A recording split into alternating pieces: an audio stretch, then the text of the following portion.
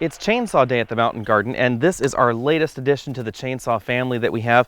When you live in the forest, you just sort of end up owning a lot of chainsaws, and this is our 5th chainsaw. This one is a pole saw, and it's the first pole chainsaw that we've ever purchased. This particular one is a Husqvarna 327 PT5S, which means that it has an extending boom on it. So you can see we have about 8 feet or so of saw right there, and then you can unscrew it and then you can extend it out to about 14 feet or so. You can obviously check the specification on Husqvarna's website, but either way you can make your pole chainsaw really long, as you can see right there.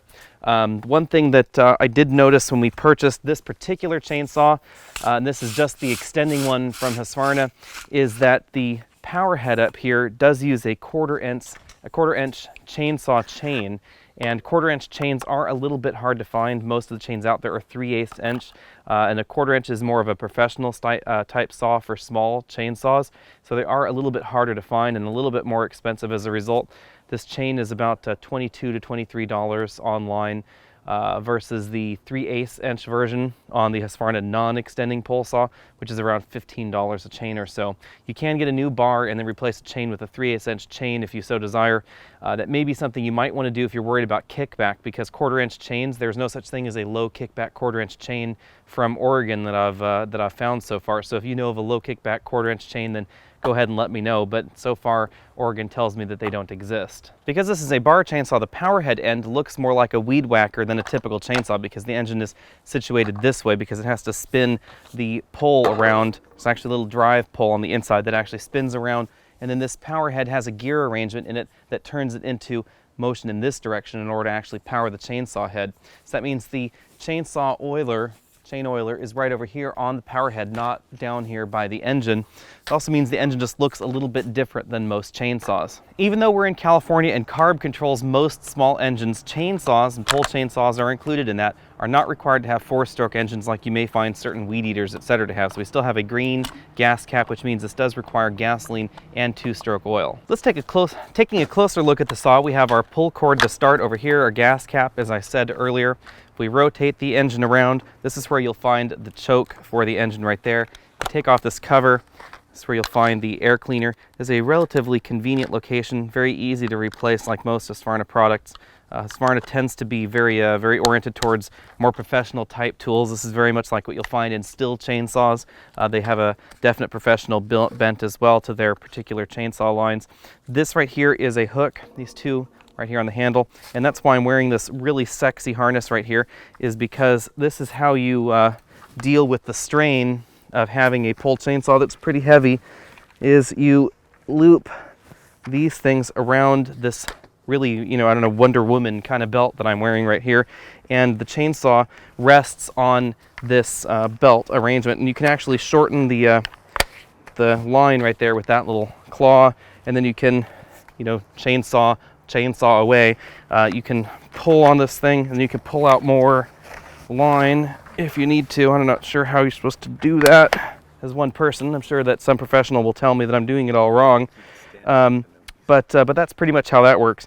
And then you can adjust how far out this part is right here with that knob, so you can extend that further out, as you can see, and that's further away from this other handle. Let's fill her up and take her for a spin. Again, this is 2-stroke oil and gasoline mixture. Oiler adjustment is done right here on the power head. You just insert your scrunch, which comes with the chainsaw, and you turn it that way for more oil, that way for less oil. We're just going to use maximum oil just to be safe. Now it's time to add the chainsaw oil. We generally use Husqvarna chainsaw oil, which is a natural oil, but we're out of it, so we're just using regular old Echo oil. Sorry for all of our to all of our environmentalist friends. Okay, now we get to find out how well I can follow starting instructions. This is to press the primer bulb 6 to 10 times. That's located right back here. So 1, 2, 4, 5, 6, 7, 8, 9, 10, because more is always better. Move blue engine choke lever down to choke position, of course, obviously choke, and the engine start-stop switch is in the not stopped position. Let's see here. Hold unit on ground, firmly grip starter handle and pull quickly. This is at the point where I will mention that you should always follow all the safety instructions that you get with your power equipment. Never operate them like we operate them on this channel, which would mean that you probably should be using ear protection, eye protection, head protection, all the kinds of things that I'm not wearing at the moment. And yeah, I know, but I don't want to start it on the ground. There we go. So now it's started.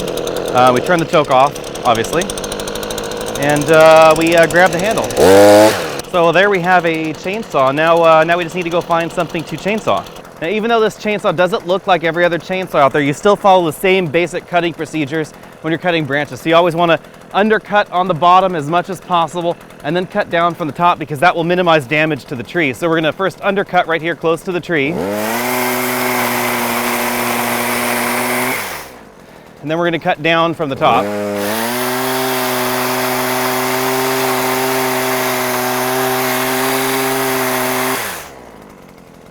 I think I might have the chain on backwards. Okay, let's try that again, this time with the chain on properly. So we're going to undercut right. Chain's on too tight, because this one doesn't have a chain brake. Third time's the charm.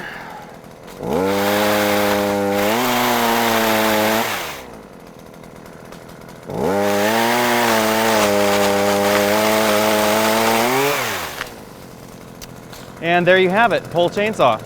One thing to keep in mind when using something like this is it's an awful lot less powerful than your average chainsaw.